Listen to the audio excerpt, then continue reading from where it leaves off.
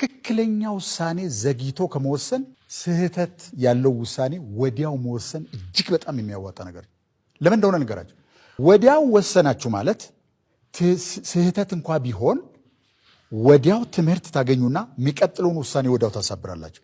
በነገራችን ላይ የዚህ ዓለም ትልቁ ሸክም ሰዎች አንገዛግዘው ወገባቸው ትከሻቸው ጎብጦ የሚያንገላታቸው ኢነርጂያቸውን ድሬን የሚያደርግ አንድ ነገር ያየሁት ነገር ምንድነው ብትሉ ኢንዲሲዥን ነው። መወሰን አለመቻል።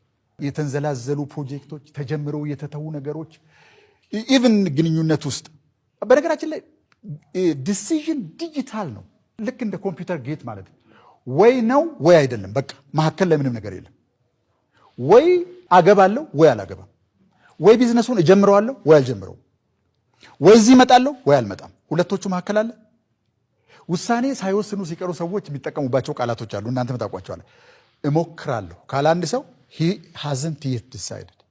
መሞከር የሚባል አማርኛ የለም በነገራችን ላይ። እንዴት ቋንቋ ውስጥ እንደገባ ቃሉ በጣም ነው የሚገርመኝ።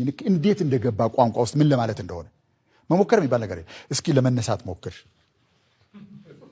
ኖ ለመነሳት ሞክር ነው ያልኩት። ተነሳ አይደለም፣ ለመነሳት ሞክር። ለመነሳት መሞከር እንዴት ነው? አሁን እስኪ አሳይ። ለመነሳት መሞከር አልተነሳም እንዳይባል። አሁን ይሄ ልጅ 20 ዓመት ለመነሳት ቢሞክር ይነሳል? አይነሳም። ምንድነው ያለው? በጣም ሲምፕል ነገር እኮ ነው። ወይ ይነሳል ወይ አይነሳም። ወይ ትመጣላችሁ ወይ አትመጡ። ይቺን ልጅ ወይ ታገባታለህ ወይ አታገባትም። why don't you decide? አለመወሰን እጅግ በጣም በዝባዥ የሆነ ባህሪ ነው።